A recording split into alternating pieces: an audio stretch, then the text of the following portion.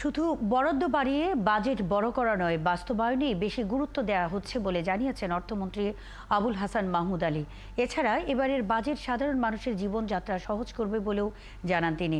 সকালে বাজেট পেশ করতে ব্রিফকেস নিয়ে রাজধানীর স্কাটন গার্ডেন রোডের সরকারি বাসভবন থেকে সংসদে প্রবেশের আগে সাংবাদিকদের এসব কথা বলেন তিনি। মূল্যস্ফীতির লাগাম টানা আর প্রবৃদ্ধি বাড়ানোর চ্যালেঞ্জ সামনে রেখে আজ দেশের ইতিহাসের সবচেয়ে বড় বাজেট ঘোষণা করবেন অর্থমন্ত্রী। বাংলাদেশের ইতিহাসে সবচেয়ে বয়স্ক অর্থমন্ত্রী হিসেবে প্রথম বাজেট পেশ করেও রেকর্ড গড়তে যাচ্ছেন তিনি।